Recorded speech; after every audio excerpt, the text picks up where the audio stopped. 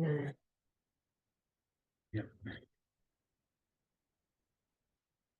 Hi Vasu, how are you? Good. Yeah. So cow is the Vedic literature. Cowherd boy is Krishna. So Krishna is milking milk from the cow.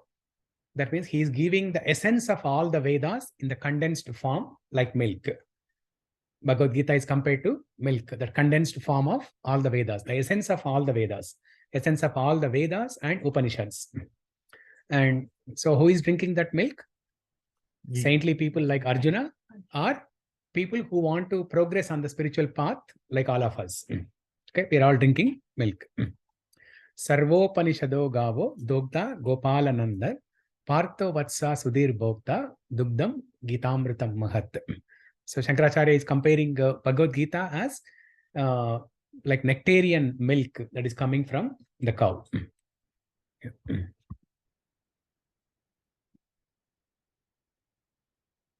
Is this the one? There was another one, right? Yeah, this one. Yeah. So 7 shlokas from Gita Mahatmya. And then one mantra, one service. Yeah. So that is. Oh, this is from Bhaja Govinda. Oh, yeah. 7 shloka. Yes. Yeah. So this 7th shloka from Gita Mahatmya, it says Ekam Shastram Devaki Putra Gitam Eko Devo Devaki Putra Eva Ekam Mantrasya Ekam Mantras Tasya Namani Yani Karmapyekam Tasya Devasya Eva.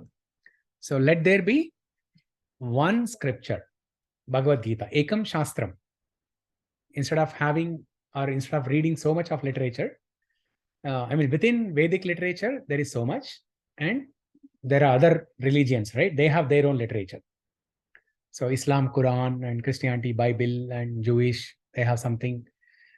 So there is so much literature, and everything is very confusing. We don't have time to read all of that literature, and it's very confusing. That's why let there be one scripture. Let there be one scripture that teaches Sanatana Dharma. Okay? And that is Bhagavad Gita. Ekam Shastram Devaki Putra Gitam. Devaki Putra is the son of Devaki, Krishna. So that Gitam, or that song spoken by Lord Krishna, is Bhagavad Gita. So Shankaracharya is declaring that that Gitam, or that song of God, as one Shastram for the entire mankind. Okay, for the entire world.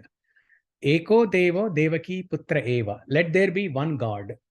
Let there be one God. There are 33 crore devatas, and other religions, they have their own gods.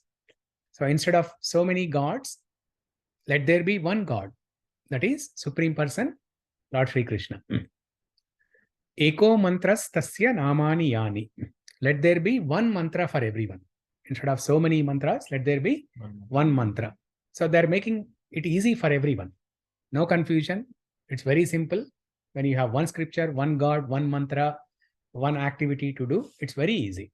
When there are too many options, it's very confusing. And what is that one mantra? Hare Krishna Maha Mantra. Yeah. Hare Krishna, Krishna Krishna, Hare Hare, Hare Rama, Rama Rama, Hare Hare. And the last one is Karmapyekam Tasya Devasya Seva. Let there be one activity.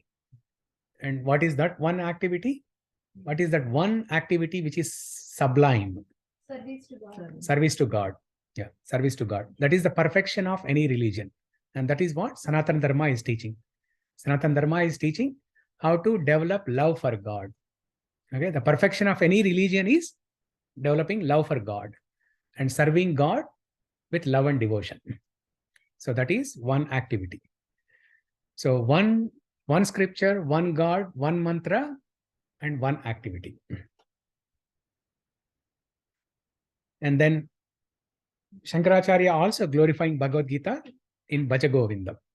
This is not from Gita Mahatmya, but towards the end of his life, Shankaracharya wrote Bhaja Govinda, telling everyone to worship Krishna.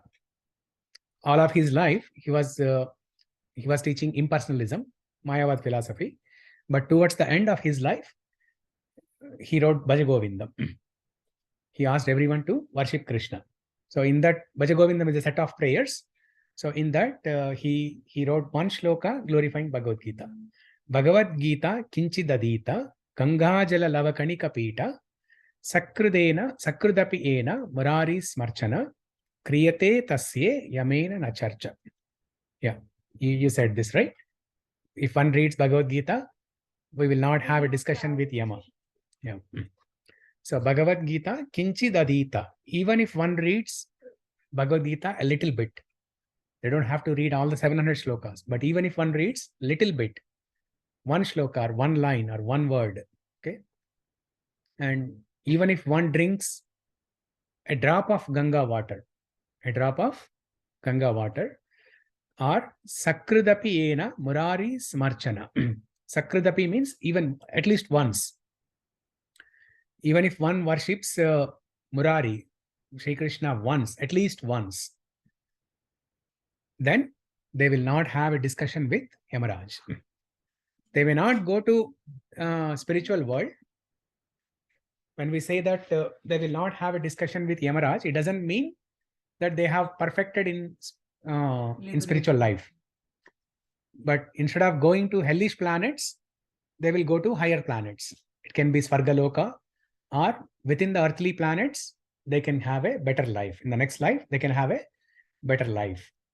They can take birth in a devotee family, or they can take birth in an aristocratic family, so that they don't have to worry about they don't have to worry about layoffs and all these things. And they can just focus on devotional service. Okay. So in Bhagavad Gita chapter 6, Arjuna asks Krishna, what is the destination of those transcendentalists who have not achieved perfection in this lifetime? Okay, Arjuna, after hearing 6th chapter, which is Ashtanga Yoga from Krishna, Arjuna asks, what is the destination of those yogis who have not achieved perfection in this lifetime? Then Krishna says, such yogis, they will take birth in the next life in a better situation, either in the aristocratic family or a devotee family, pious family, so that they can continue their devotional service from day one. They don't have to worry about the material life, basic things. They don't have to struggle for basic things.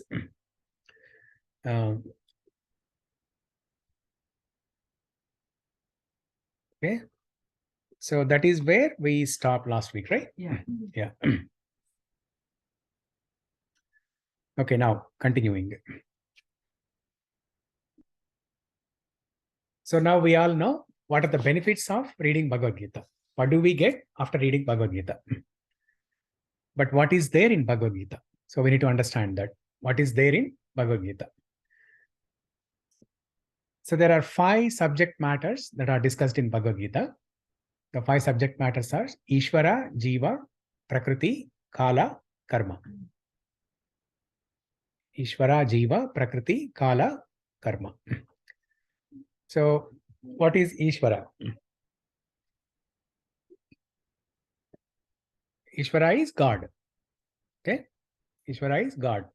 And Jiva, we are all Jivas. The living entities, the ordinary living entities, we are all Jivas.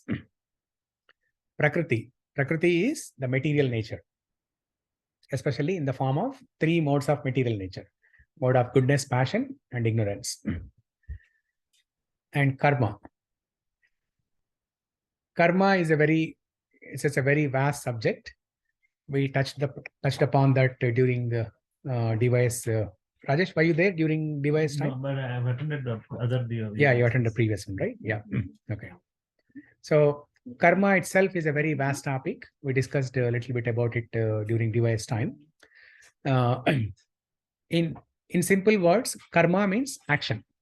Karma means action. And any action or every action has a equal amount of reaction. Equal amount of reaction. If you do something good, then you incur punya karma. If you do some bad activities, you incur papa karma. And you have to take birth to enjoy the good results, or you have to take birth to suffer from the sinful reactions. So that is karma. And kala, time. Time is a forcing factor upon everyone. It's a forcing factor upon everyone and which devours everyone. The word devour, D-E-V-O-U-R. Devour means destroy or kill. Time is a forcible factor which devours everyone. No one can escape from time or death. Okay, so one question. Out of these 5 subject matters, there is one element which is not eternal. Can anyone tell? Jiva, we are eternal. Karma. Which is not eternal. Out of the 5 subject matters. Kala and Kala? karma. Okay, so I'm hearing 5 different answers. So one has to be correct, right? Kala, I think karma. Huh? Time. Okay, somebody said time, somebody said jiva, somebody said karma. Prakriti. Yeah. This word will be in some other word, so Prakriti is not eternal. Okay. Like how I think. Nobody said Ishvara.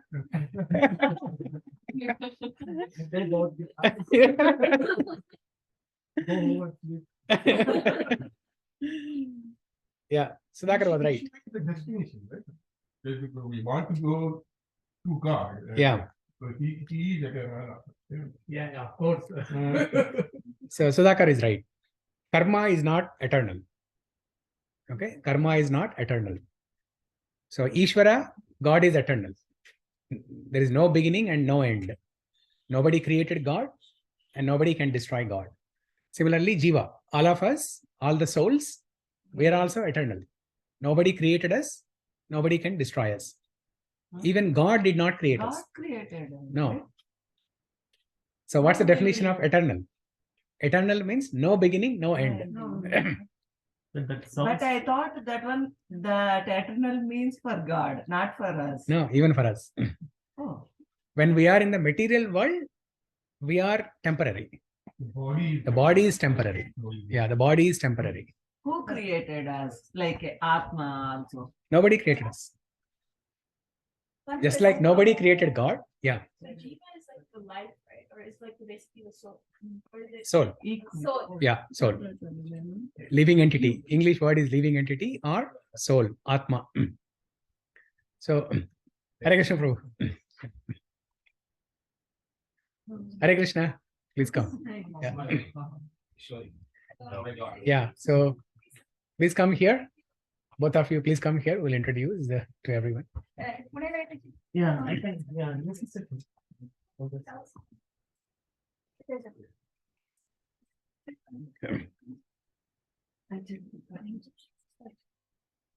I got some Bhagavad Gita copies if anyone wants. Oh, okay. That's good. For this. Yeah. If someone doesn't have, then we can give it. Yeah. Okay. You want to make him sleep here? She's fine. She's fine? Okay. Okay. He's looking around. Yeah.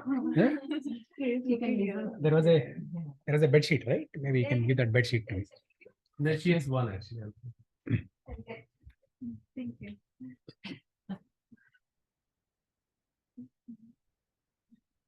Okay, for the online people, let me show everyone here.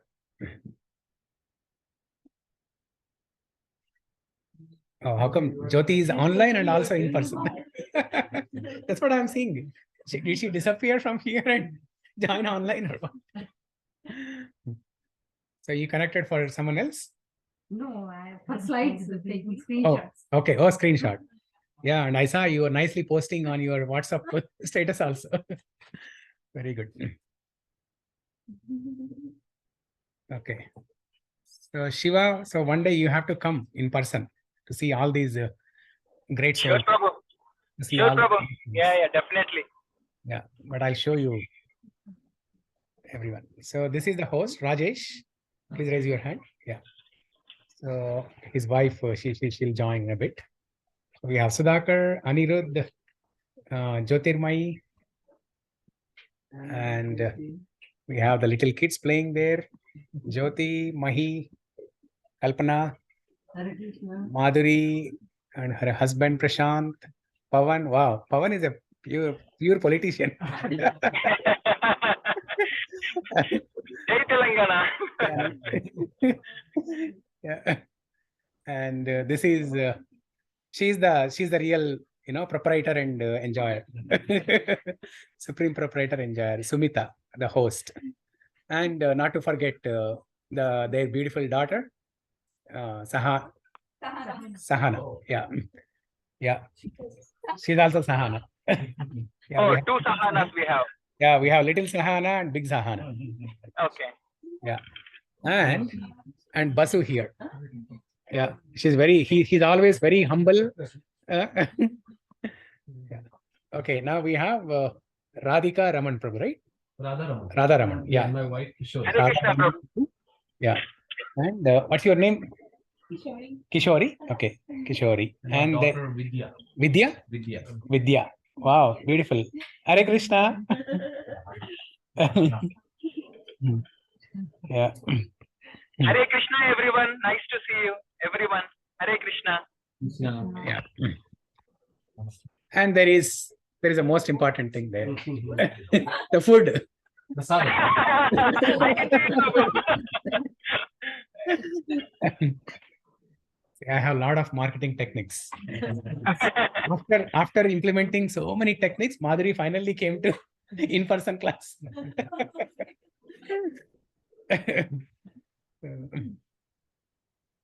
Oh, in the evening also provide food.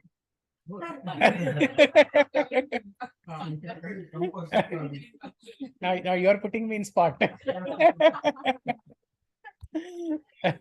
Okay, అయితే సుధాకర్ గారు ఈ రోజు నుంచి మనం evening కూడా వెళ్దాం. Our spot now. No, it's not just prasadam, it should be called prasadam feast. Prasadam feast. Yeah, not simple prasadam. Feast.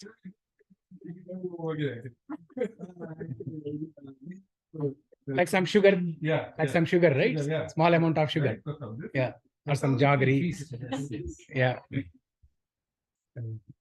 Yeah. No, he's fine. She's fine. Yeah. Thank you. Thank you for joining. Thank you so much. Yeah. So, okay, let's continue.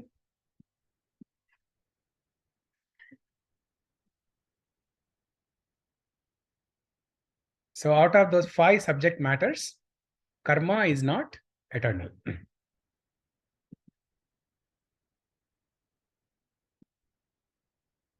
Who said Ishvara is waiting? Not eternal. Nobody said that. I was waiting for somebody to say that, but nobody said that. They would be disqualified from this class. If somebody says Ishvara is not eternal. Go back to DY. Yes, yes, you are right. You are right. Demoted. We didn't get the certificate. Anyway. Kalpana wants to hear again. We didn't get the certificate. Just like Sanjaya, after reading entire Bhagavad Gita in 18th chapter, he glorifies that I would like to hear this sacred conversation again and again. Just like that, Kalpana wants to hear DYS topics again.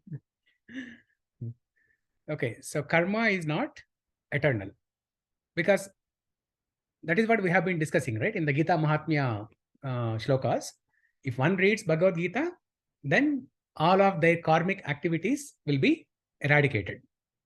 And then you go to spiritual world. You go back to Krishna.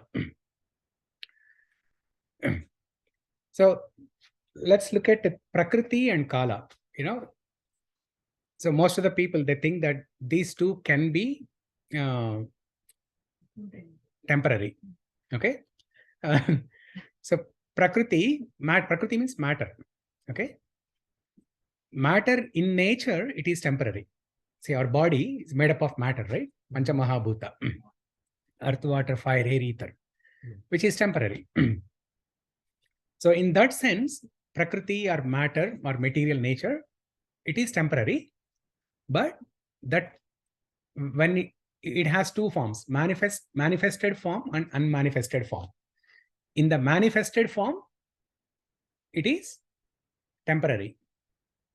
Because at the end of the Yuga cycle, the matter is annihilated. But the matter in the unmanifest form, it exists eternally. Just like when somebody builds a new city, okay? When a country builds a new city, let's say in America, the president decides to build a new city. The first thing, not the first thing, but one of the things that they build when they build this new city is prison house. Because when there is a city, when there are people living in the city, there will be some miscreants. There will be people who disobey the laws. For them, there has to be a prison house. So even though there are no prisoners in the beginning, but the prison house will be there. And if there are prisoners, if there are people who disobey the laws, they are sent to the prison house. And after some time, after their correction period is over, they come out of the jail and then start living normal citizen life. But the prison house exists. Even if there are no prisoners, the prison house always exists. Just like that, even though the matter is annihilated at the end of the yuga, but the matter in the unmanifested form, it exists eternally. Okay? So that's why Prakriti is eternal. And Kala is cyclic. We discussed the yugas, right? The 4 yugas. And then 1,000 such yugas is called one kalpa. And Brahma's one day consists of one kalpa. And Brahma has night also. So 1,000 yugas makes one day of Brahma. And another 1,000 yugas makes one night of Brahma. So it's cyclic. So after 2,000 yugas, 2,000 yugas is one day of Brahma. One day means one day and night. Okay. And Brahma has 100 years. So 100 years multiplied by 2000. the total age of the 2,000 yugas. Okay. That is the total lifespan of Brahma. And at the end of his lifespan, he is also annihilated. So it's very complicated. In that sense, Brahma's total lifespan is 311 trillion and some billion years. Okay, it's some huge number. Huge number. We cannot even imagine. We don't even know how many zeros are there. Yeah. Yeah, good that we don't have. Yeah, that's why the demigods from heavenly planets, they aspire to take birth in the earthly planet, so that they can finish this job in less time and very quickly. Yeah. So we all think we should go to higher planets, to Svargalokas, but people in Svargaloka, they are aspiring to take birth in earthly planet. Hear all the histories. So only when there is a misery, then you remember Krishna. Like Kunti Devi. So Yeah. Why did we all assemble here? Why did we all assemble here? Husband problem. Husband problem. Wow. Jyoti is telling all secrets here. She's revealing all. But at least you are giving them trouble with you every time. Sudhakar is not saying wife problems. You have transcended, huh?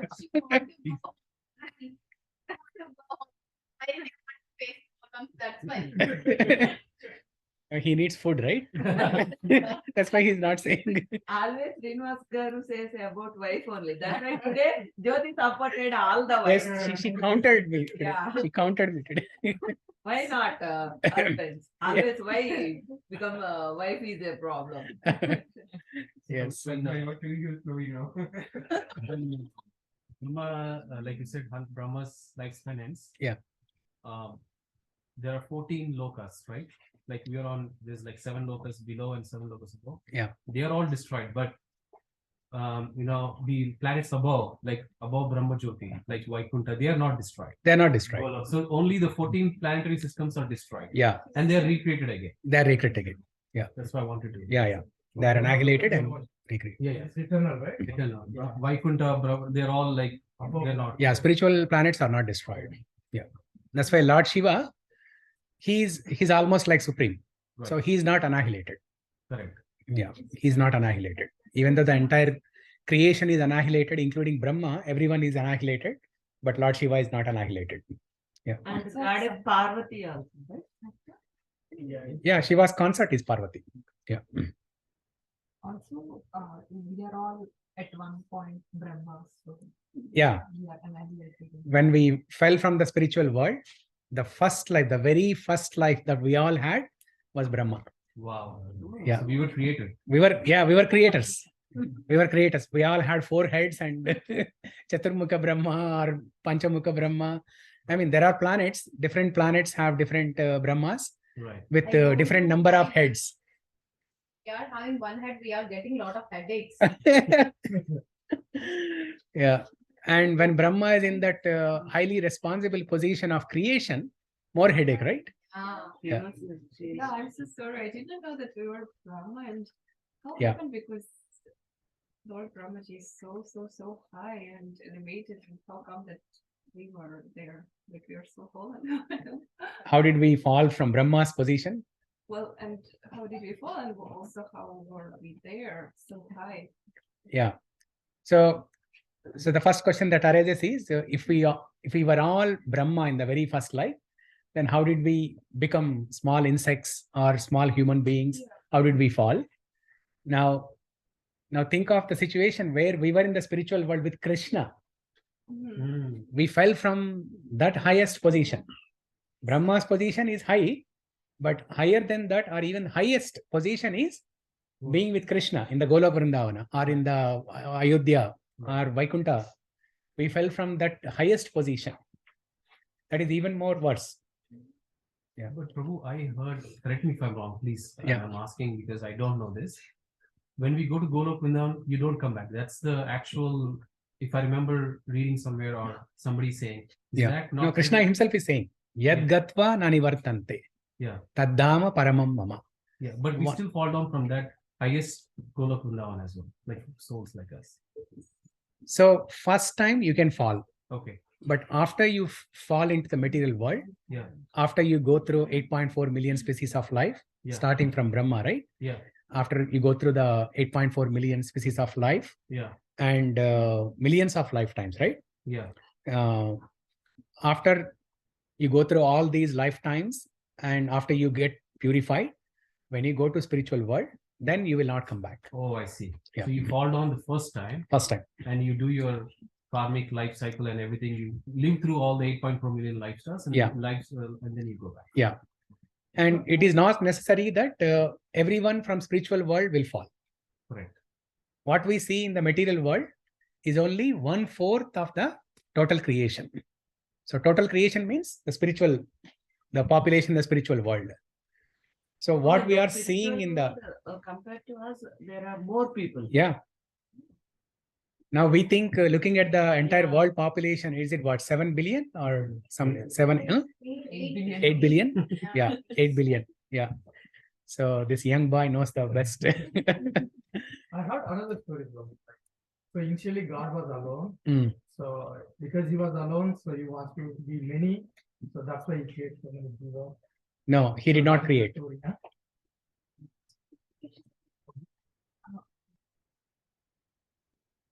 Wow, she wants to read Bhagavad Gita. Very nice. Early age, that's why. Yeah. Yeah, that was the story I heard, but I got No, nobody created us. Because the definition of eternality, no beginning, no end. No beginning, no end. Nobody created us and nobody can destroy us. Yeah. We were in Spiritual world. We go back. We again come down if we get into the same cycle, like Jagas of Krishna and all of that. No, we will not. Okay. Yeah, Why- I'll explain who's you. the guarantee? There's no guarantee. I'll explain you. So the first time why we fall from spiritual world, and that is only a smaller portion of the entire creation. Only 1/4 of the population from the spiritual world has fallen down. Majority are there nicely enjoying with Krishna or serving Lord Rama or serving Lord Narayana in different spiritual planets. Okay. So why we fall from the spiritual world is the living entities or the soul or jiva has free will, and that is limited amount of free will. Okay, the only thing that we are able to do freely, independently, without depending on anyone, even in this material world or in the spiritual world, is thinking. That is the only thing we can do independently. That is the only thing we can do independently. All other actions, we are forced. We are forced to act. We are forced to do things. The only thing that we can do freely and nobody is forcing us is thinking. So when we were in the spiritual world, we were all nicely serving Krishna. We were playing with Krishna, nicely enjoying with Krishna. But some souls, some jivas, out of their free will, they got an idea, creative idea. They thought out of the box, and they thought, oh, why only Krishna is God? Why not me? Why can't I enjoy like Krishna? Why don't everyone serve me like God? So I want to be God. So some souls, they thought creatively, out of the box. And then Krishna said, Tadastu. Krishna said, Tadastu. So be it. And then immediately we fall into the material world. Then we take birth of Brahma. Brahma. The first life was Brahma.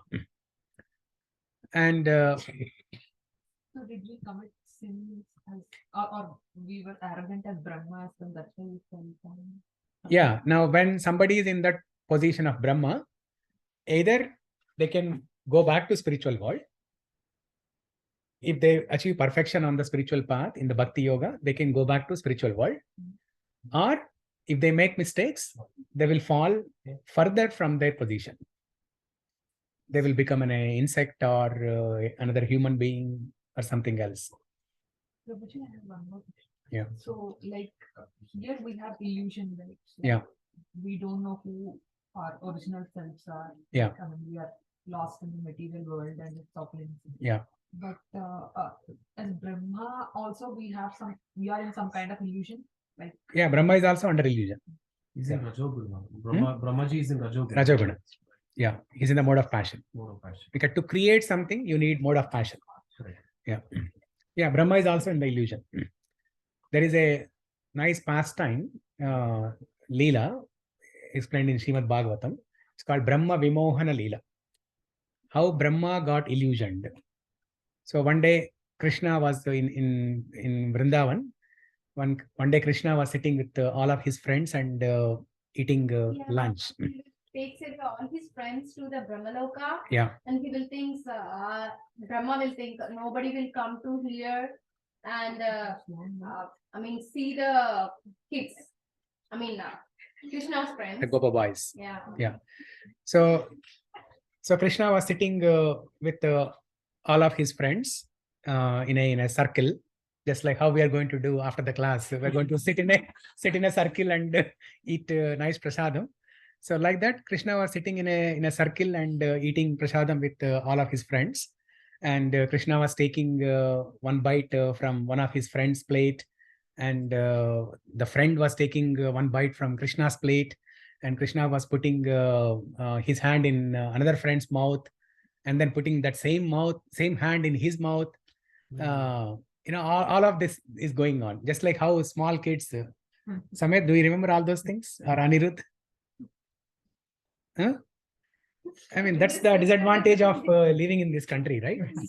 Whereas in India, you have all these nice experiences. Right. We will bite with our cloth. Yeah. Yes. And give. So you'll do all naughty things in India. So Krishna was doing all naughty things, all these, not so nice things. In the purview of Brahma, these are all not so nice things. So Brahma was watching all this and he got a doubt.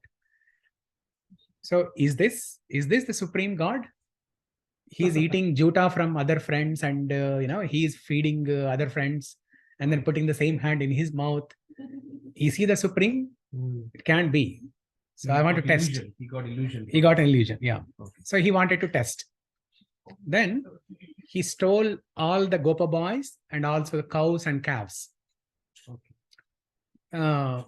To test, what Krishna is going to do, and if he's really God or not, if he's really supreme or not. So he steals all the friends and cows and calves, and then he goes to Brahmaloka and comes back. So one day of Brahmaloka is 1 year. Sorry, 1 minute.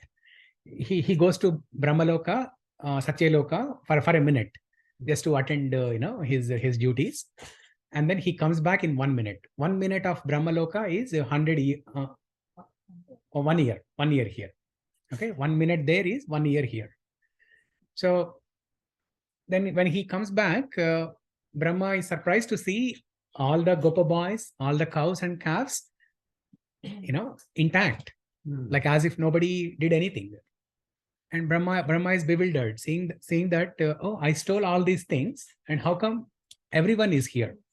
All the Gopa boys are, they're still sitting with Krishna and eating nicely, and all the cows are there, cowherd boys are there. Everyone is here.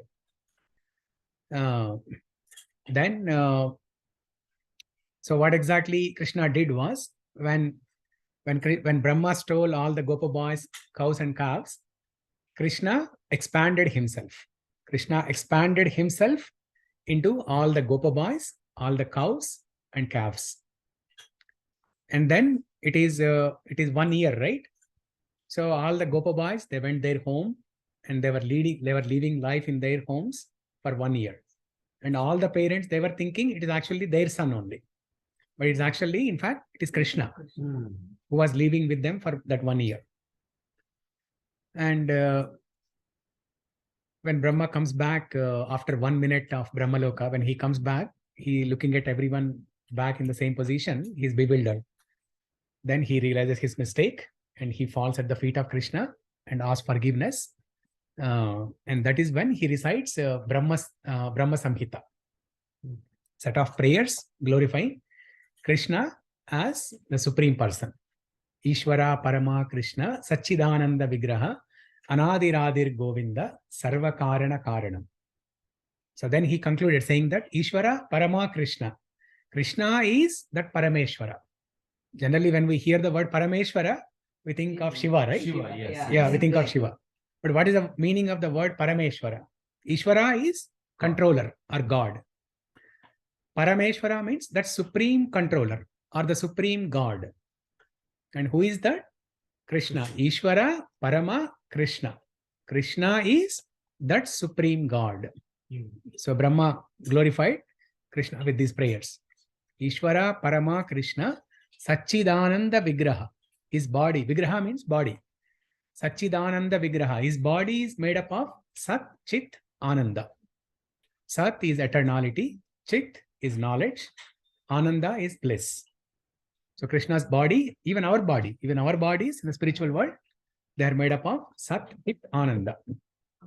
So Ishvara Parama Krishna Satchidananda Vigraha Sarva Karana Karanam. Sarva Karana Karanam. He is the cause of all causes. Krishna is the cause of all causes. And he has no cause. He is the cause of all causes, and he has no cause. So yeah, even Brahma can be under illusion. There will be only one Brahma or many Brahmas? Every planet has a Brahma. Every planet has a Brahma, and each Brahma has different number of heads. One Brahma has 4 heads, one Brahma has 8. I thought the entire universe is having only one Brahma. That is our universe. Our universe. Our universe. Okay. Yeah, there are billions of universes. When Mahavishnu, when he is lying down in the Kajal ocean, whenever he breathes, Breathe when he exhales, innumerable number of universes occur. And when he inhales, all the universes are annihilated. Yeah. Prabhu, you mentioned this particular sloka you mentioned. Is it in Canto 10 of Bhagavad Gita? Yeah. Bhagavatam. Bhagavatam. Canto 10 Bhagavatam. Yeah. Brahma Samhita. Yeah. Yeah. So Brahma has a little bit more consciousness over us, right? Yeah. Higher consciousness. Higher consciousness. Higher consciousness. So, if he realizes before, can he avoid all this, the whole cycle of taking birth? Yes. Yeah. So whenever we are in the material world, we are in the middle. On one side, there is a spiritual energy. On the other side, there is material energy.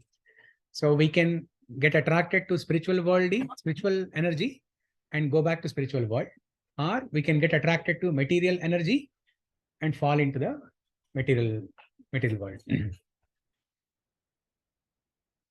So same with the demigods who are in the heavenly planets, Indra, Varuna, Vayu, all these demigods. It's the same case with them also. Today she is the Krishna. Everyone wants to touch her. Yeah.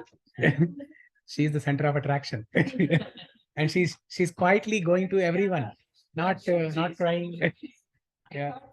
Coming to me, but she's going to everyone happy. So she's very social. She doesn't have stranger anxiety or Yeah. better than her. Yeah. Oh no. Manchiga andar దగ్గర వెళ్తుంది హాయిగా. But the thing is, when a baby comes, first time when the baby comes to you, you think, oh, the baby is coming only to me, nobody else. That way, Krishna Maya. But after some time, you see she's going to Kalpana, Mahi, and Democracy. yeah. It is her speciality, not mine. Yeah. So, Has been Nice. quiet. yeah. How old is she? 6 months. 5 months actually. Approaching 6 months. She's so sweet. Okay. So we were discussing about karma. That's why we took a tangent and came to this topic, right? Yeah. Okay. Next. So you'll find these 5 subject matters in almost every shloka of Bhagavad Gita, but some topics are more predominantly described in some chapters. For example, karma. The topic of karma is explained in greater detail in chapter 3, 4, and 5. Okay, and chapter 7, 8, 9, 10, 11, and 12 also. Ishvara, God is described. And Jiva is described in chapter 2, knowledge of soul, Atma Jnana. And Kala, time, is described in chapter 11. Okay? And Prakriti is described in chapter 13 and 14, material nature. Okay. So there are some particular chapters describing some of these topics in greater detail, but every shloka, every chapter discusses all 5 subject matters. Okay. Next. So after having understood the subject matters of Bhagavad Gita, what is there in the content of Bhagavad Gita, now let's look at how many number of shlokas are there. There are total 700 shlokas. Okay, some people say there are 700 some, 700 plus. Some people say there are 700 plus shlokas. Some people say 500, 600, 1000, different numbers are there. But it is 700. There is no plus. 700 shlokas. Out of those 700 shlokas, Lord Krishna spoke majority of them, 574. Sanjaya spoke 41 shlokas, and Arjuna spoke. This is hiding, right? Yeah, it seems. If you can do the math. 84. Yeah. And Dhritarashtra, 1. The first shloka is spoken by Dhritarashtra. Okay. Now, this is another picture showing chapter-wise classification of the shlokas. Chapter 1 has 46 shlokas, chapter 2, 72, chapter 3, 43, and so on. Chapter 18 has the highest number of shlokas, 78. Chapter 2 is the next largest, 72. Chapter 12 and 15, the smallest chapters, 20 shlokas. So it's easy to memorize these shlokas. especially chapter 12 and 15, there are only 20 shlokas. If somebody wants to get the satisfaction of memorizing entire chapter in Bhagavad Gita, so chapter 12 or 15, only 20 shlokas. Actually, my father started in Bhakti Yoga, that is 12, yeah. Memorized. Okay. Memorized. Oh, good. Yeah. So, Prabhu, I remember reading somewhere that Srila Prabhupada said, that the middle chapters are the essence of Bhagavad Gita, but they're covered by the first few chapters are some of the topic. Is that That we're going to discuss. Yeah. Okay. And these are the different titles of the chapters. So some of you may know, some of you may not know. So let's look at the chapter names. There are 18 chapters. So first chapter is Arjuna Vishada Yoga. Arjuna Vishada Yoga. The Sanskrit names are given by Shankaracharya. Okay, when he was writing Gita Bhashyam, he wrote, he gave Sanskrit names to all the chapters. So when Lord Krishna spoke Bhagavad Gita, he did not say, okay, now Sankhya Yoga begins. Thus I conclude Sankhya Yoga. He did not say like that. In 1.5 hours, it took 1.5 hours for Krishna to speak Bhagavad Gita. Okay, and the conversation, right? Bhagavad Gita and Krishna and Arjuna, and there was Sanjay dialogue. So it took 1.5 hours for this sacred conversation to happen. And Krishna continuously spoke. It is not like there was a break in between and then now I begin the next chapter, next shloka, chapter 18, 20th shloka, not like that.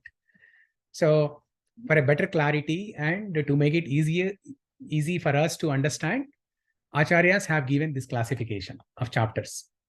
And it was started by Shankaracharya. He gave Sanskrit names to all these chapters.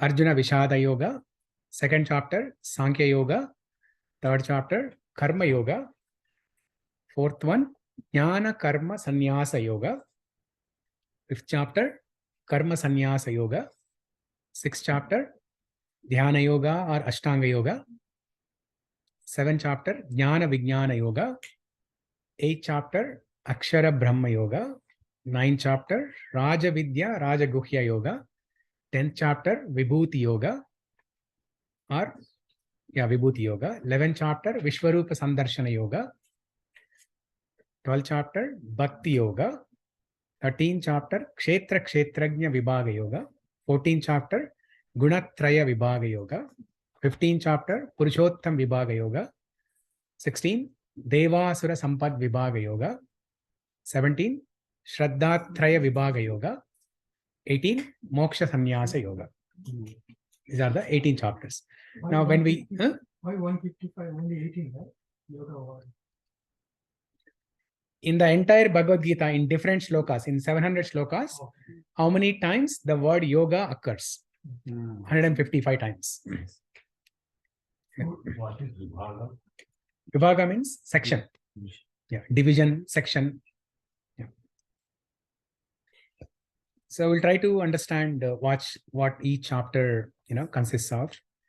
So these are the Sanskrit names. Okay. So we may not understand the meaning of these Sanskrit words. So that's why Srila Prabhupada has given English names to these chapters. For all these 18 chapters, Srila Prabhupada has given English names. If you look at I was just looking if there's names, but it was all... the Sanskrit names are not there in this book. Yeah, Sanskrit names are not there. So Arjuna Vishada Yoga. Arjuna's lamentation. Vishada means lamentation. Arjuna's lamentation or observing the armies on the battlefield of Kurukshetra. That is the name of first chapter. Observing the armies on the battlefield of Kurukshetra. We'll go into these chapter details again, from next week onwards. But let me just give the chapter names. And probably in a minute or so, I'll explain what each chapter consists of. So Arjuna Vishada Yoga, Arjuna's lamentation, or observing the armies on the battlefield of Kurukshetra. It's all about how Kauravas and Pandavas assembled on the battlefield of Kurukshetra and how everyone is observing other parties. How Pandavas were observing Kauravas and how Kauravas were observing the strength of Pandavas, how they were assessing the strength of the opponents. Okay. And then after observing the different personalities on the opposite side, Arjuna got bewildered. Arjuna got bewildered and he decided not to fight. He was in great distress. He put his bow Gandiva away and he decided not to fight this battle. That is Arjuna Vishada. Because he looked at his cousins. Kauravas are his cousins, right? He knew that before coming to the battlefield only, he knew who and all were going to come to the battle. But seeing is believing, right? After he saw them personally, then he got bewildered. Out of compassion, he got bewildered. He saw his teacher, Dronacharya, grandfather Bhishma, maternal uncles, cousins, all of his relatives standing opposite on the opposite side and ready to fight against him. And Arjuna is a great warrior. He can fight very nicely, and he can get victory in the battle. But looking at all his relatives on the opposite side of the army, he got bewildered. He decided, how can I fight with my own people? How can I fight with people who are worthy of worship? Dronacharya and Bhishma, they are people worthy of worship. How can I fight against them? So he got bewildered and decided not to fight. So later on, we'll discuss the history of this Mahabharata Yuddham and how it all began. We'll discuss all of that stuff. But now we are just scratching the surface. So when Arjuna got bewildered out of compassion and decided not to fight. Then Krishna spoke Bhagavad Gita. And Krishna began with Atma Jnana, the knowledge of soul. That is second chapter, Sankhya Yoga. So in second chapter, Krishna describes about the soul in about 20 verses. What are the different attributes of the soul? Like soul is indestructible. It cannot be moistured by water. It cannot be withered by wind. It cannot be cut by sword.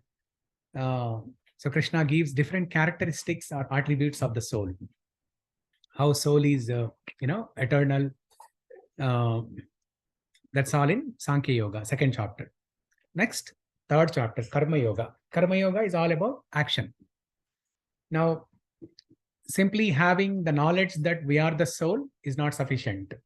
We need to have practical knowledge. We need to have wisdom.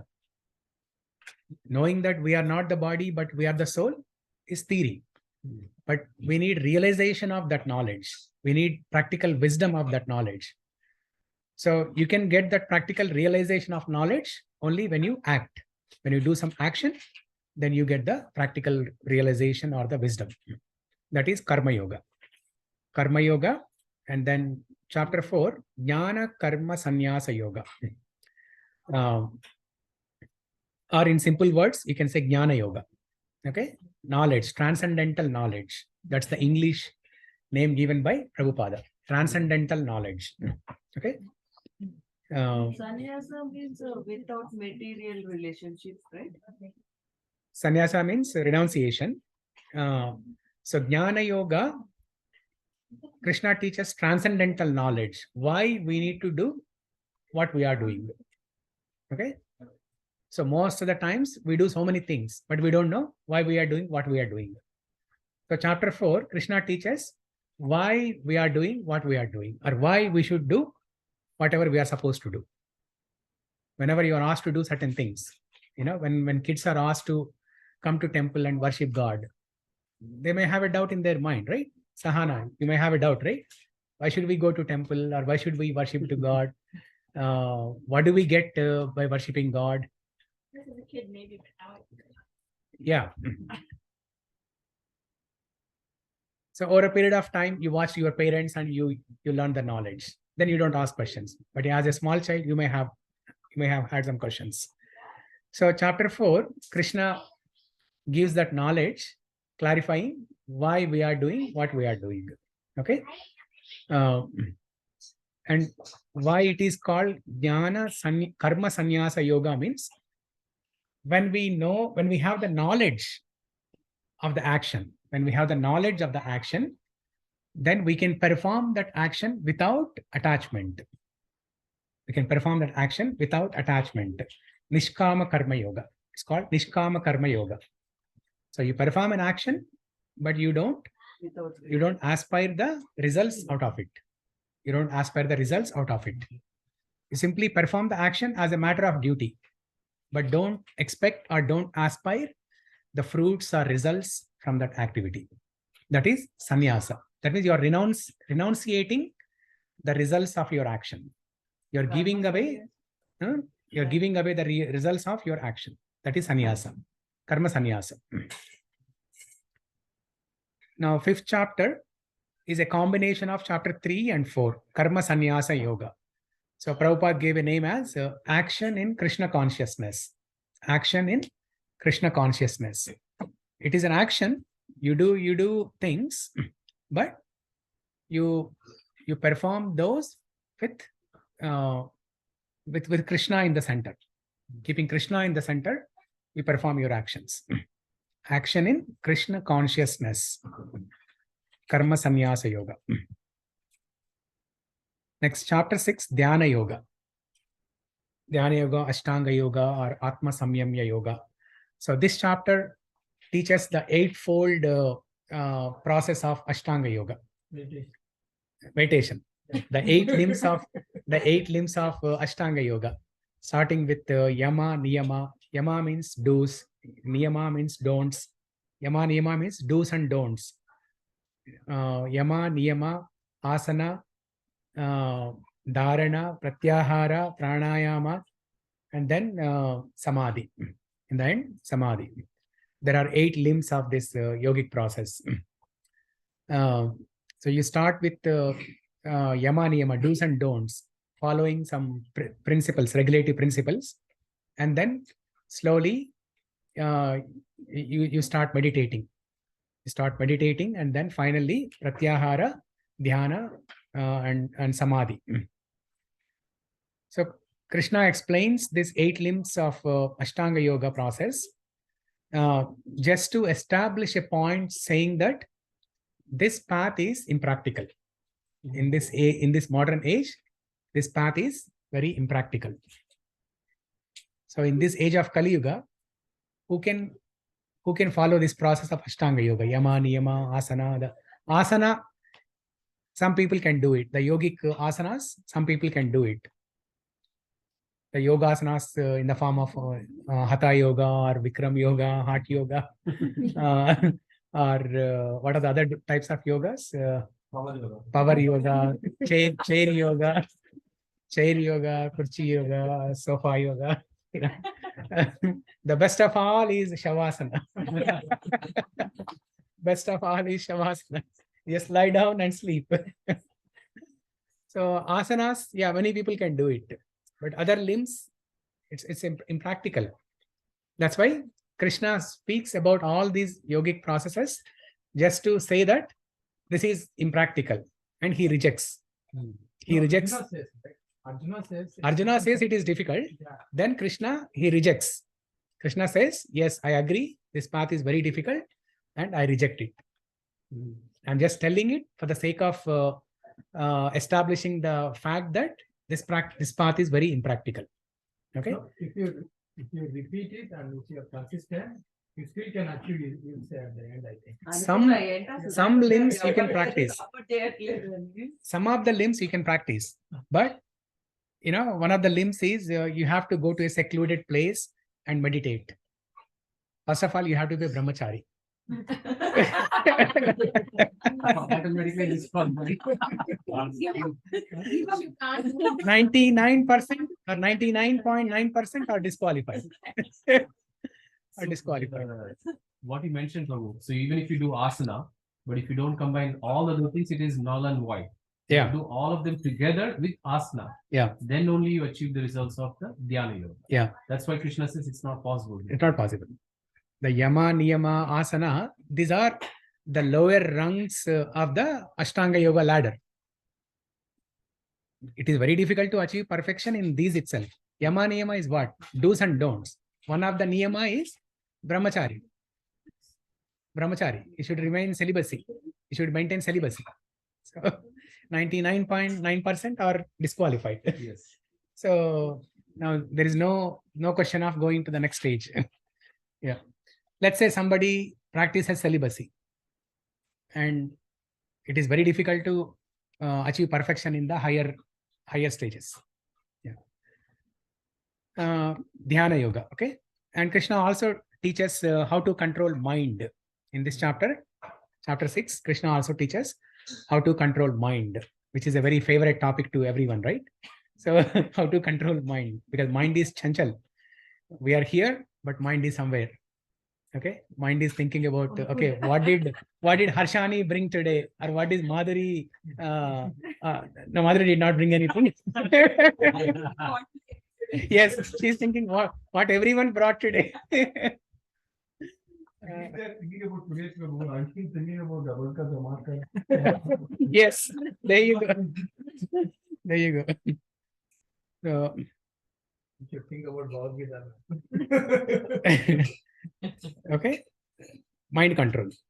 Next, chapter 7, Jnana Vijnana Yoga. So Krishna talks about himself. Krishna gives the knowledge of himself. Chapter 7, that is the first time, Krishna gives knowledge about himself.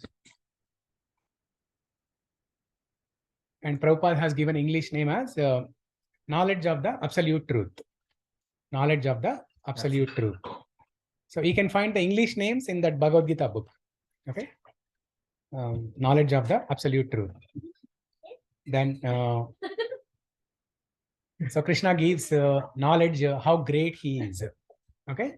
How great he is. In chapter 7, Krishna tells how great he is. Now, after hearing how great Krishna is, what happens? What will be the result? What will be the result of knowing about Krishna? We will be Krishna's bhakta. What is the question? We are the The bhakta. question is, in chapter 7, Krishna teaches about himself. Krishna gives knowledge of God. Surrender. So after hearing knowledge of God, what happens? What is the result? Surrender. No, immediately after hearing, you will not surrender. We will Surrender is a follow. final stage. We will follow and practice. You'll get curiosity and try to find more. You'll get curiosity and try to find more about God. Okay, very good. Very good. Basically doubt and ask for more clarification. Yeah. Yeah, you can raise more questions and ask more details. And what else? Raise maybe attachment. Write down. Sorry? Raise attachment to God. Okay, develop attachment to God. Okay, that is also very good. Yeah. So ignorance will go away.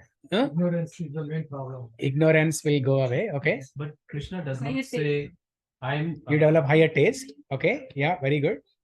But if I remember correctly, Prabhu, he mentions about God and what is God, but Yeah. he does not say, I am God. Correct? No, he says, He says that. Mattaha parataram nanyat. I see. In chapter 7, Okay. Krishna says, Mattaha parataram nanyat. There is no one above me. There is no truth superior than me. Okay. Yeah, he says that. The first time he says in chapter 7, Okay. and also in chapter 10, Yeah. Aham sarvasya prabhavo. Everything emanates from me. I see. Yeah. Okay. And in chapter 7, there are many shlokas where Krishna tells that the material energy and spiritual energy comes from him. Okay. Bhumirapo nalo vayu kammano buddhirevacha ahamkara iti yamme binna prakriti ashtada. Krishna says the Panchamaha Bhuta, earth, water, fire, air, ether, and then the spiritual elements, the spirit soul, and then the three subtle things, mind, false ego, and intelligence. All these 8 elements, they come from me. Krishna says. Okay.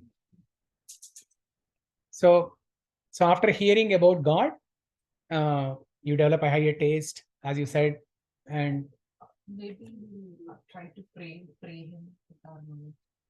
That also happens. You said something, right?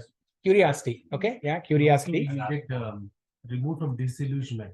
Like everybody says what is God, but if Krishna is himself is saying this is what God like. Yeah. You get very clarity. This is Enlightenment. God. Enlightenment. So let's say you all came from India. This is your first year. This is your first year. Okay. And you make friendship with your apartment neighbors, and then you all hear about Disneyland. Yeah. Okay. So what happens after you hear about Disneyland? We will think about Disneyland and we Want to want go to to visit and see. You want to go there. Yes. Yeah. Priority pass. Very good. You want to go there. You develop a desire to go there. Yes. Okay. You develop a desire to go there. Yeah. So after hearing about God, you will develop a desire to attain God, to go to the kingdom of God. To go to kingdom of God. You will develop a desire to go to the kingdom of God or the abode of God. That is 8th chapter. Akshara Brahma Yoga. So in this chapter, Krishna tells how one can remember Krishna at the time of death and go back to Krishna. If one remembers Krishna at the time of death, they can go back to Krishna. If one remembers something else, then they will become of that state. Whatever state they remember at the time of death, they will become that state. If somebody Bharata was remembering deer. Deer, yeah. So if somebody remembers a dog or cat, then it's most likely that they might become dog or cat in the next life. But I already chanted Krishna many times, so I should have remembered Krishna, right? Intelligent. Sudhakar is very intelligent. Dog in a big house. Okay, the supreme proprietor is asking a question. Wait.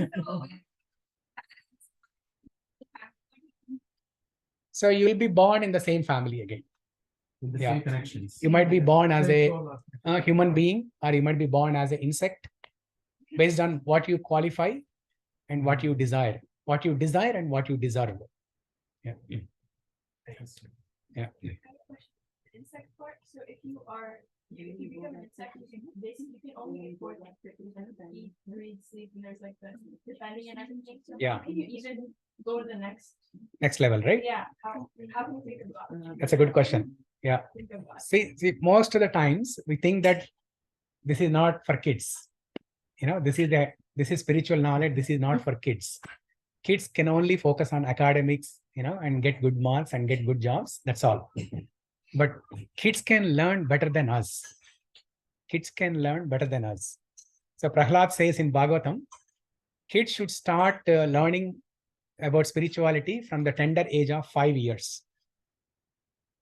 Okay, so everyone in this room except Kishori, no, what's her name?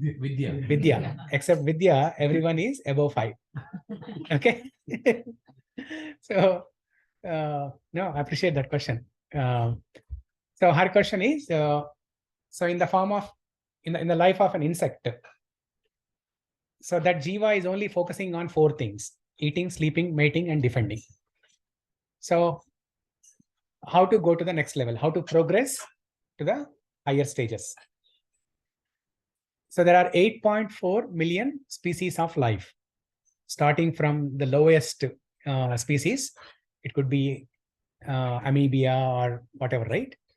That can be the lowest species. And then small insect like a firefly, which lives only for 1 or 2 days or for a few minutes.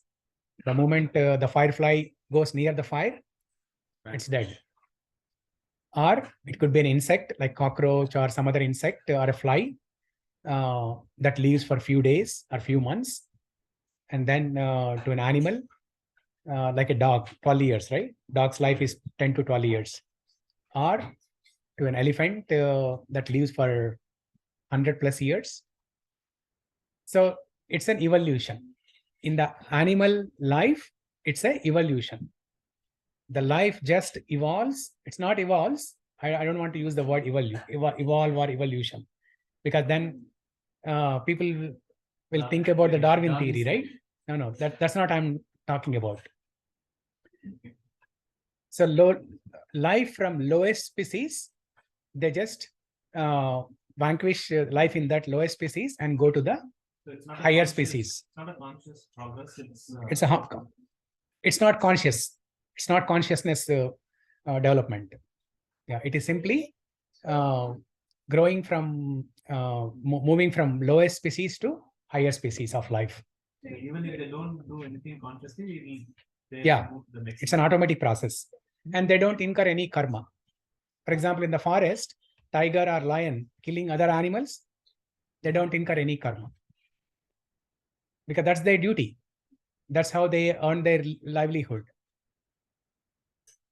So they don't incur any karma. Simply they burn their karma. They burn their karma and progress to higher species of life, and eventually they'll get human life. And the animal life before human life is cow. One life before human life is cow. Some people say even the serpents. Serpent is also one of the before human life. Or like, is it before cow is a serpent or something? That I don't know. Definitely, it cannot be. Serpent is poisonous and mode of ignorance, right? Whereas cow is in the mode of goodness. So it will not be serpent. Definitely, it will not be serpent. Yeah. But can I ask one question, Prabhu? Yeah. So I remember reading somewhere that, like, when some animals, without knowing, they serve Bhagwan. For example, there's this story I remember where there's a light or a jyoti that needs to be lit, and one of the insects come and helps in lighting the jyoti or whatever, and they immediately get get propelled into a human life or something. Yeah. Or is that true? Like, if animal unknowingly enters into Bhagwan service, for example, would that cause any? Actually, Pause. what you are saying is In the Kartik Kartika Pura, is there I see. because one rat. see, it takes 1,000 lifetimes or 100 lifetimes to reach God. Yeah. Due to the ignorance, it will take like rebirth, like a something insect, and next thing, it would take something. So at last, due to the ignorance, so it will eat. It want to eat something near the temple. What happens? Yeah, okay, na? Fell down. It's okay. You're there. Fine. No problem. Okay.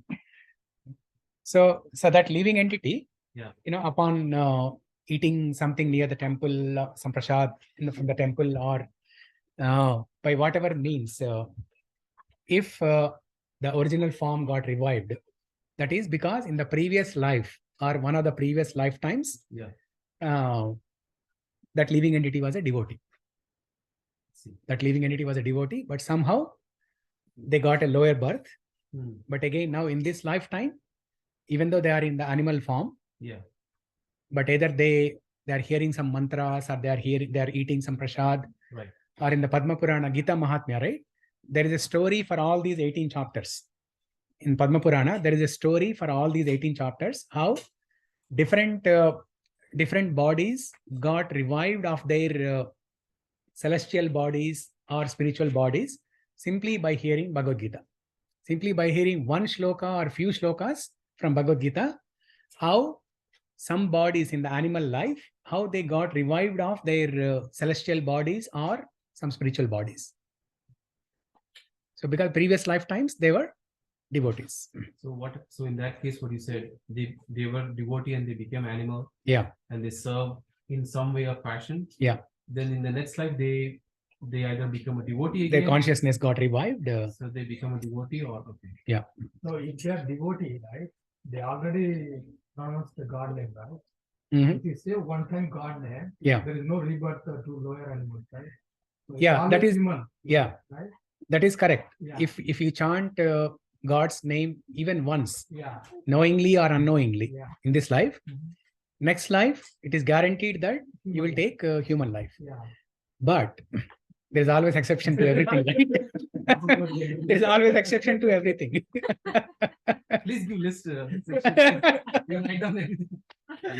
So at the time of death, when the life flashes in front of us for 10 seconds or whatever time period, right? if somebody remembers their pet dog, okay, then if somebody remembers only that and nothing else, then they will take animal life only in the next life. Well, King Bharata was also great devotee. He was a great devotee. Great devotee, but at the time of his death, he remembered the deer. Okay. And he immediately became a deer. Yeah. So in Bhagavatam, there is a story. King Bharata, he's also known as Jada Bharata. Jada means deer. So he got attracted to the deer. That's why he called Jada Bharata. So he was a great devotee. He was on the last stage of perfection of Bhakti Yoga, the Bhava stage. Bhava, and then after that it is Prema. Prema is the highest stage in Bhakti Yoga. So he was one level lower than the highest stage, which is Bhava. Bhava means feelings. You have feelings for God. You know, right now, whatever we are doing, right? We are offering food to God. We are worshipping God. We are going to temple, but we don't have feelings. We don't have feelings for Him. So gradually you will develop feelings. So King Bharata, he was a great devotee. He was on the last but one stage of Bhakti Yoga, on the Bhava stage. He had intense feelings for God. But one day when he was in his hermitage, he saw a small deer, baby deer, unattended. He did not see the mother deer. He saw only the baby deer lying there.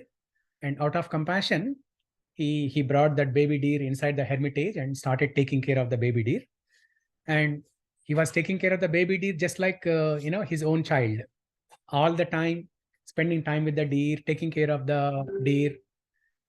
And what happened? At the time of death, he remembered the deer. He remembered the deer, and in the next life, he became a deer.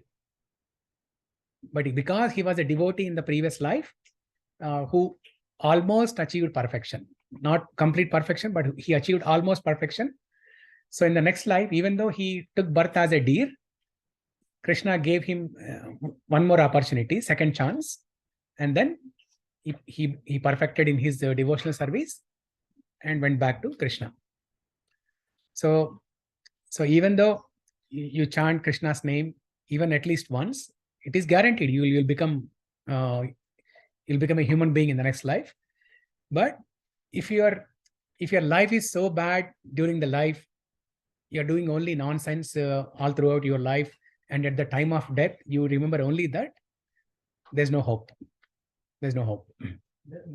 That 10 seconds is important, right? It Yeah. doesn't matter what you do, right? Yeah.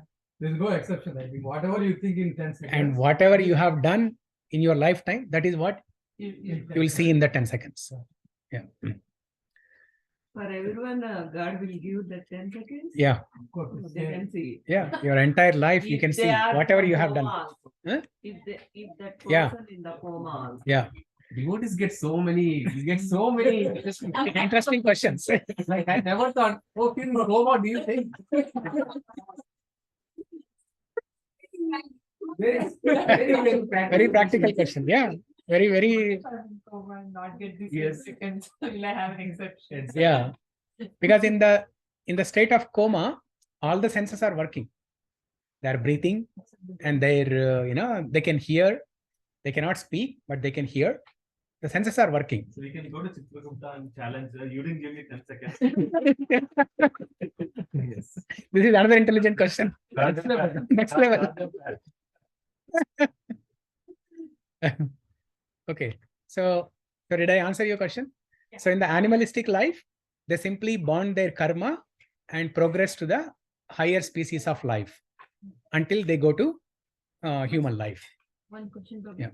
Only in the form of human life, they can discriminate between good and bad.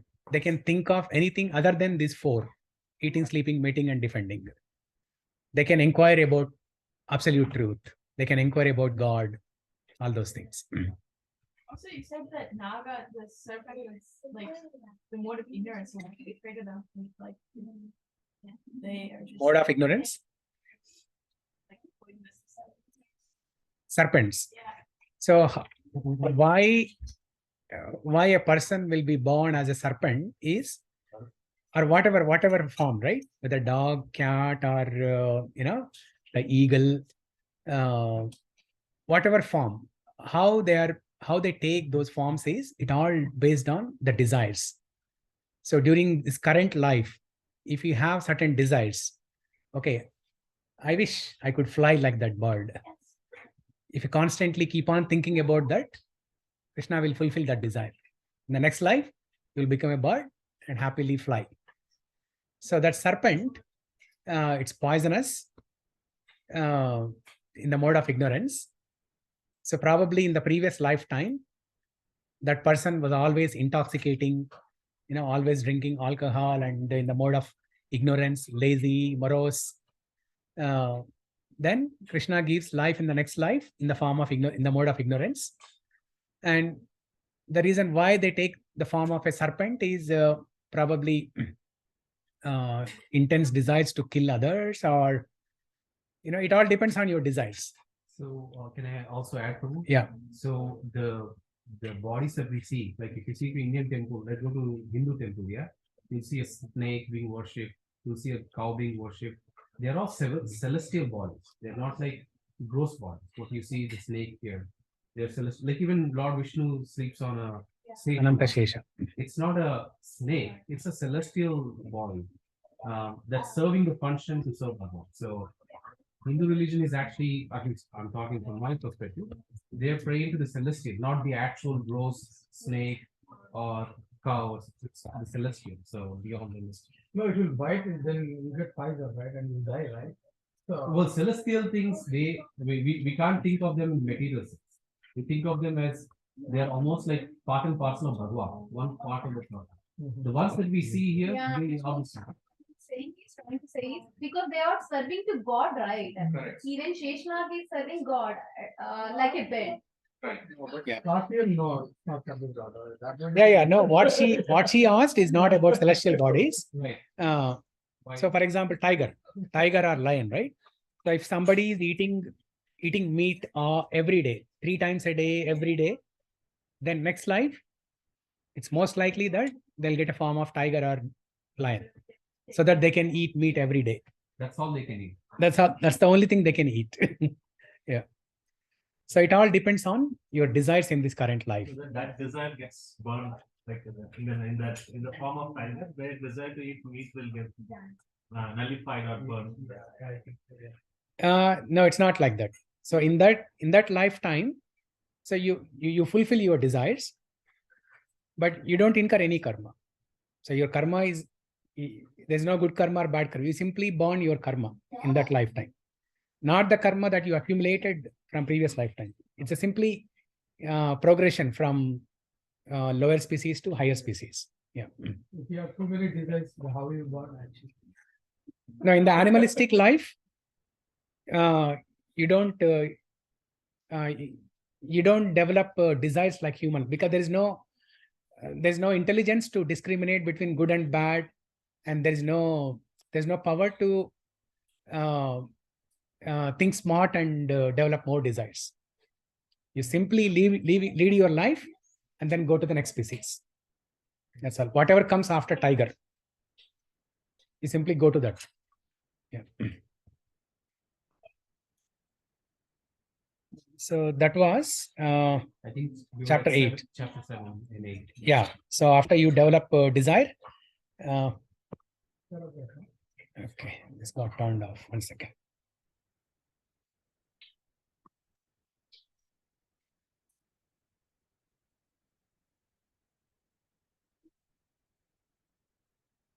So how do those 5 things map to the chapter? The Ishvara, Prakriti, Jiva, 1 second. Divided. which ones map? Total 18 chapters, right? So I think 1 to 5 is about self. And then there is Satchitana, right? So like that. The 5 stages Oh, are mapped in yeah, every okay. chapter. That's what I think. Yeah, every chapter. So what is the question? Ishvara, Jiva, Prakriti, the 5 things. Yeah. The 5 topics of Bhagavad Bhagavad Gita. Gita. Are they mapped to specific chapters, or they are covered throughout all the Yeah, chapters? that's what they are. They are discussed in every chapter, but there are some chapters which are dedicated to some of these topics. Like chapter 3, 4, and 5, they are dedicated to karma. And chapter 7, 8, 9, 10, 11, 12, Ishvara, God. Okay. And chapter 11, Kala, time. And chapter 2, knowledge of soul, Jiva. Chapter 13 and 14, Prakriti, material nature. Yeah. So chapter 18, you develop a desire to go back to Krishna. And whatever you remember at the time of death, that state you will become. And then chapter 9. So what is the time? 1? Okay. So few more minutes. Okay. Yeah. Or actually,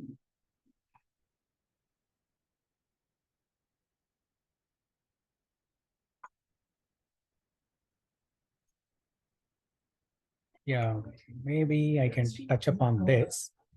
Water, na glass one day, but I'll drink. Yeah. Thank you. Oh, I cannot remember. Yeah, it's here. Actually, I want Yeah. to ask Yeah, something. Anirudh, yeah.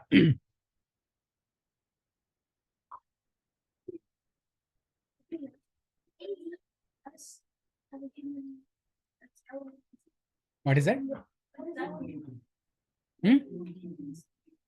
Tiger kills animals, but he eats them. Yeah. So what is our, as a human, what is our duty? Like we don't kill. Like Yeah. what is our duty What is our duty? as a human? Yeah. As a human, you should not kill other living entities. As a human, you should not kill other entities. And the reason why a person gets killed by tiger. Should do as a human, not like what we can't do. Oh, okay. So what is our duty? Good, good. So animals can only think of those 4 things: eating, sleeping, mating, and defending. Okay. But human beings have the special prerogative of thinking about higher truth. Higher truth means anything beyond these 4 things. That is God. And who am I? Asking question like, who am I? Why did I come here into the material world? Why am I suffering? What is my purpose? How do I know about God? How do I reach God? What is karma? What is kala? So asking questions about all these things. And what is the motive behind asking questions, asking all these questions?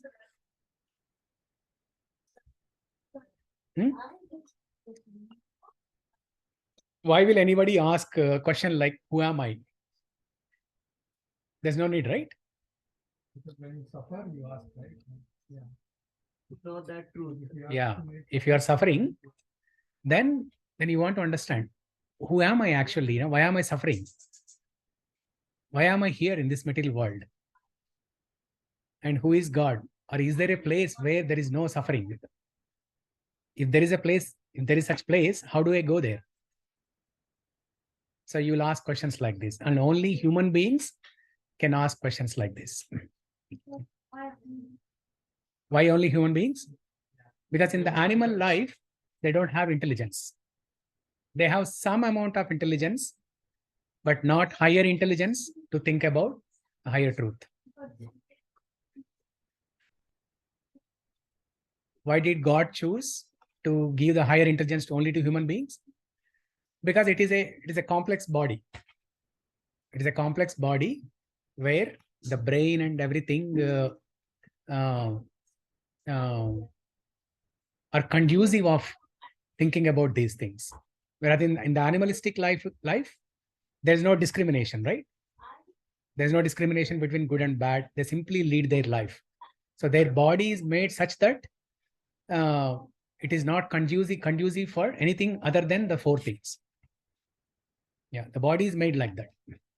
It is not like why God chose human life to give the special prerogative of thinking about higher truth, and why not to animals. It is how God made these bodies. It's a progression, right? It's a progression from lower species to higher species. So according to each species, the body is made with a certain anatomy. Yeah. And as the species the complexity of the species increases, the anatomy of the body also increases. Yeah. So maybe we can discuss about this slide as Basu was asking, right? How these chapters are mapped to the 5 different subjects of Bhagavad Gita. Okay. So next class, we can come back to these 18 chapters and discuss more about these. But quickly, we can discuss about this slide and then wrap it up.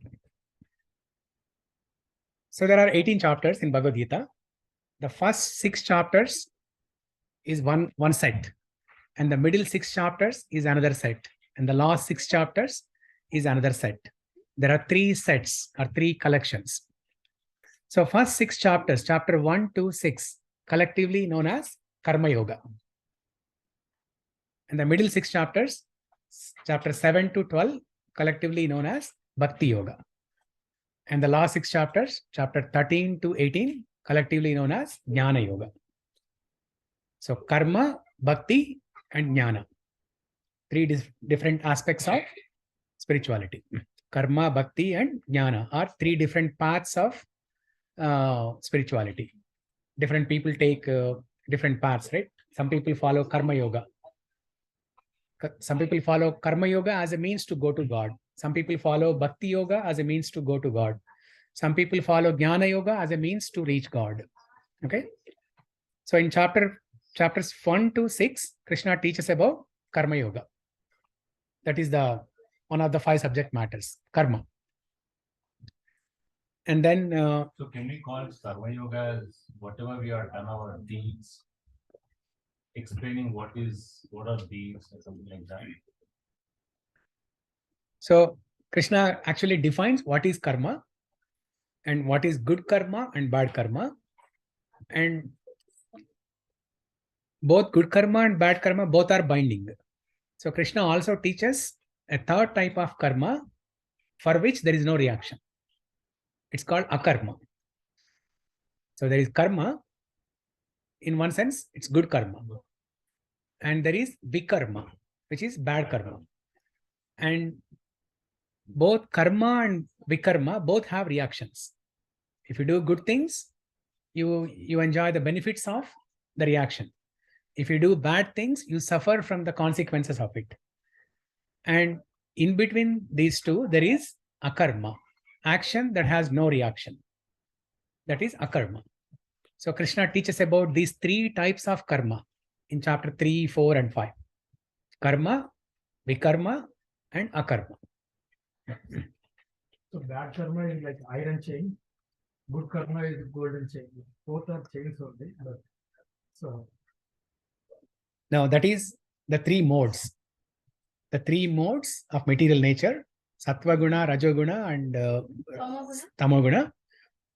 Those 3 are compared to the chains. Sattva Guna is compared to golden chain.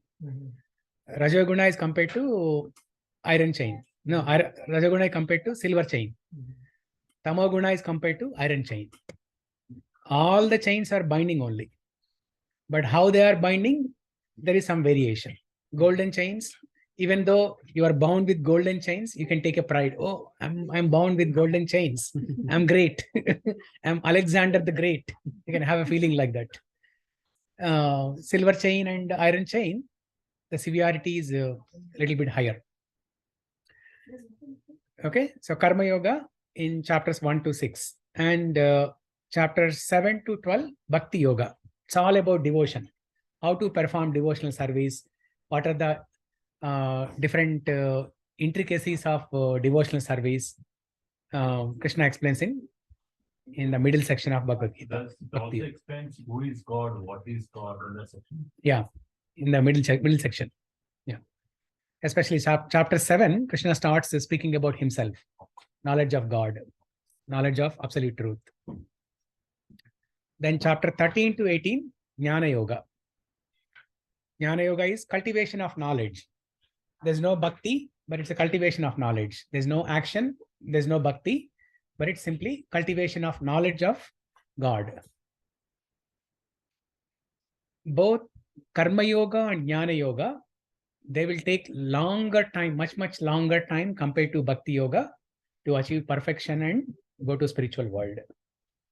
If somebody follows only Karma Yoga, also they can go to spiritual world.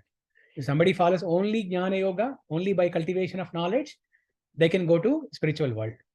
But they take longer time, much longer time.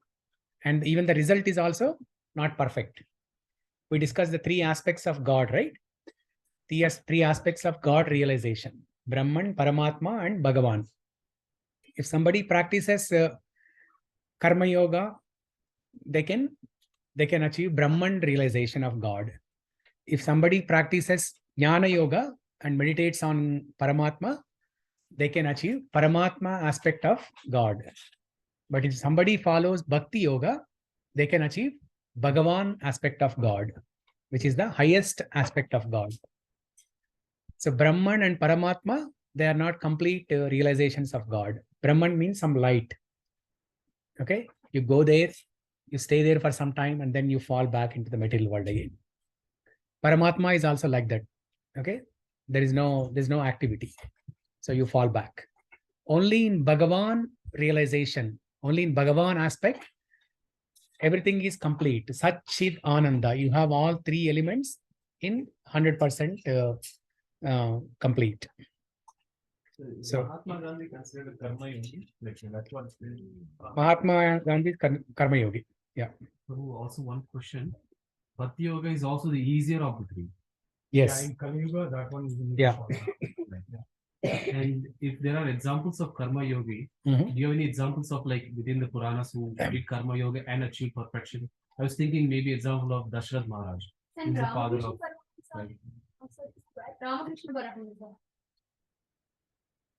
Ramakrishna Paramahamsa, Jnana Yogi. Jnana Yogi. Yeah.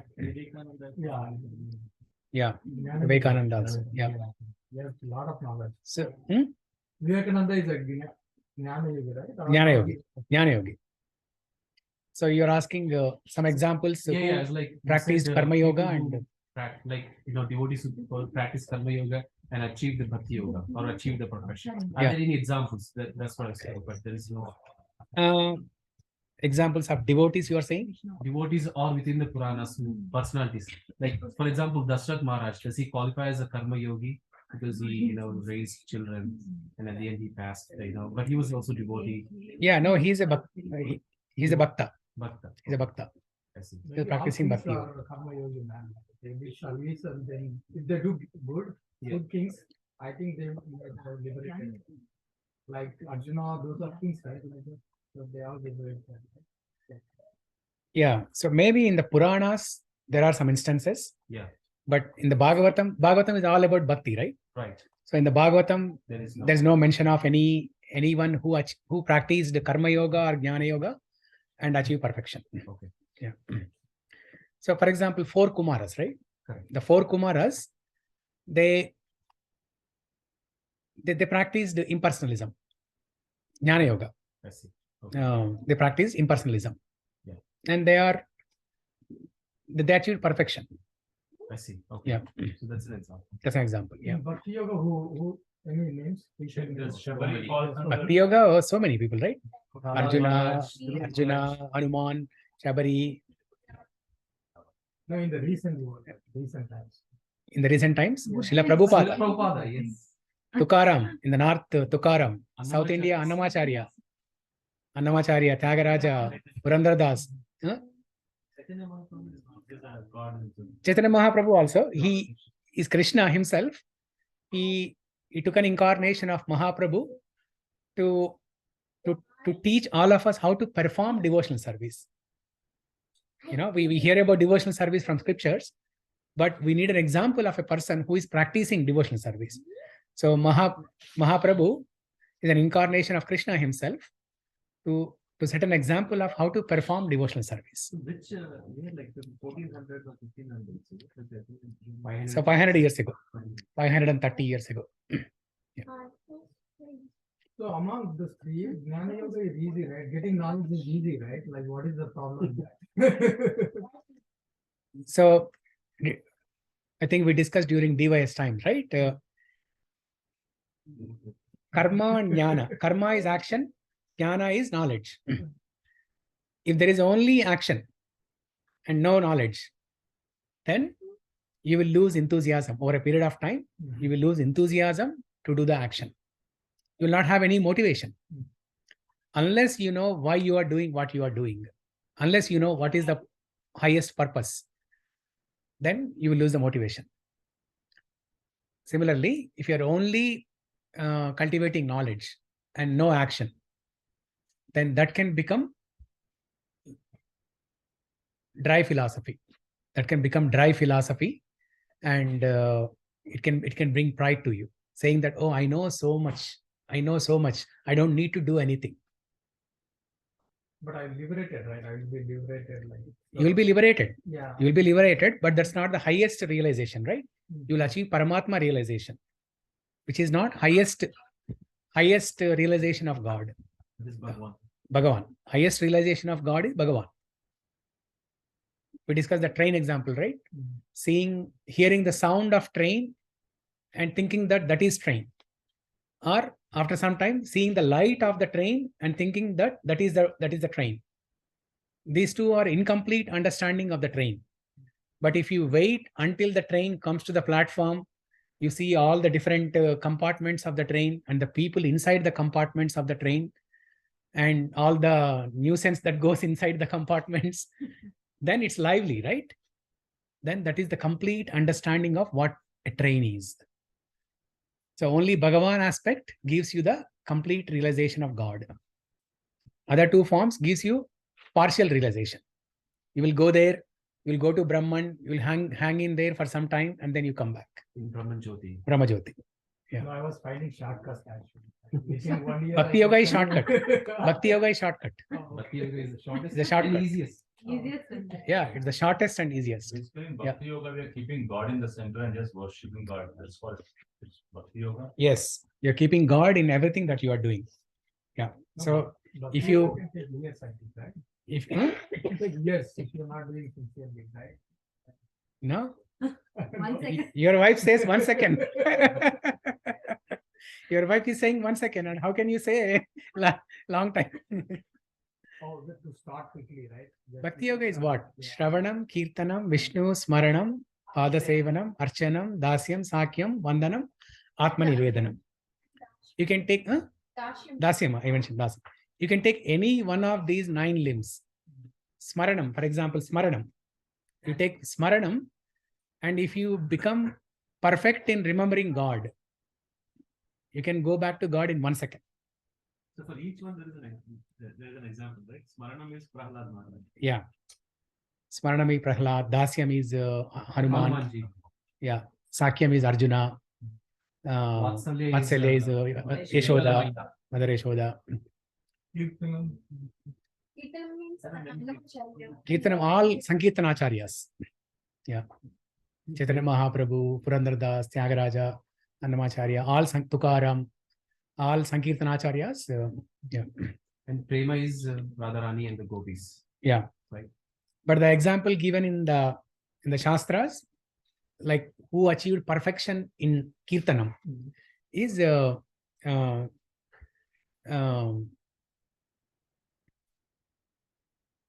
I think Sukadev Goswami, because he spoke Bhagavatam, glorifying the Lord. Sukadev Goswami. Yeah. Yeah.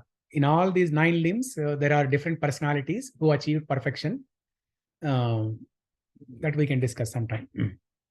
So here, Bhakti Yoga is the most precious thing. That's why Krishna kept Bhakti Yoga in the middle. It is like a sandwich. Bhagavad Gita, the book is like a sandwich. Sandwich, there are 3 layers, right? There's a top slice of the bread, bottom slice of the bread, and in between there is a cream, the actual essence of the sandwich, the vegetables or cheese or whatever. So the essential part or the precious part is kept in the middle. The Bhakti Yoga is kept in the middle. Just like a jewelry box, right? You have the upper lid and the lower lid. In between, you have the precious jewel, the pearl or diamond or whatever it is. So Karma Yoga, even though one can achieve perfection by practicing Karma Yoga, unless Karma Yoga is mixed with Bhakti Yoga, it will not give you perfection. It will not give you perfection. Similarly, unless Jnana Yoga does not lead to Bhakti Yoga and lead to perfection, it will not give you the complete realization of God. So both Karma Yoga and Karma Yoga and Jnana Yoga, eventually they have to be combined with Bhakti Yoga. Only then it will give you the perfection. Temporarily, you can achieve some progression and go to Brahman, and then eventually you will fall. But the same Karma Yoga and Jnana Yoga, if they are mixed with Bhakti Yoga, you can achieve perfection. Yeah. So Karma Yoga is work, Jnana Yoga is knowledge, and Bhakti Yoga is loving devotion. Okay. So for everything, either Karma Yoga, it has to be combined with Bhakti Yoga. Even with Jnana Yoga, it has to be combined with Bhakti Yoga. So you can do without combining with Bhakti Yoga also, but that will not be permanent. So you will go to see Karma Yoga. If you practice Karma Yoga, you can achieve Brahman realization. You will go and merge with God in that Brahma Jyoti, and then because there is no activity in that place, you will fall down, and then again you have to repeat this. Yeah. Dhyana Yoga and Jnana Yoga are same. Dhyana Yoga is part of Jnana Yoga. Dhyana Yoga is part of Jnana Yoga. Yeah. When you say there is no activity, what do you mean after reaching Brahma Jyoti? Like, what do you mean activity here? So after reaching Brahma Jyoti, so the three aspects of the spirit soul is Sat, Chit, Ananda. So Sat means eternality, knowing that. Sat is knowledge. No. Sat is eternality.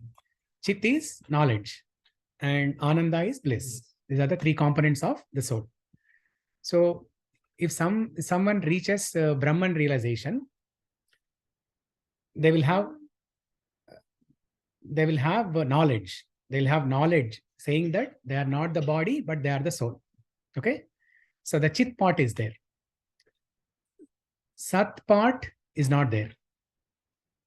Sat part is not there because from that stage they can fall again. Okay. And Ananda is not there because there is no activity. You will get Ananda or bliss only when there is an activity. And we discussed an example, right? For example, you are given a island, exclusive island with all the comforts. Okay, with all the luxuries and comforts, everything is provided there. Okay, you don't have to work, and everything is provided there. But the condition is you are alone. How long can you stay there? Maybe a day, maybe a week, maybe a year, but not a long time. You will want to come back. Okay, I'm ready to go and live in the slum dog as a slum dog in the Bombay streets, but not enjoy these comforts in the island alone. You'll go mad. Yeah, there's nobody and there's no activity. You'll go mad. So that's what happens if you go to Brahman. Yeah. Okay, so it's almost 1:30. Before we wrap up, any quick questions? So Prabhu, if we have like 5 minutes, tomorrow is Gaura Purnima. Maybe you can just tell us a little bit about what is tomorrow's prominent. Maybe little bit. Yeah. Okay. And also, government islands, some story or anything about government. Yeah. Okay. So tomorrow, okay, this online is not needed, right? That person, Shiva. Okay, he has to go. Okay. So let me end the Zoom call and then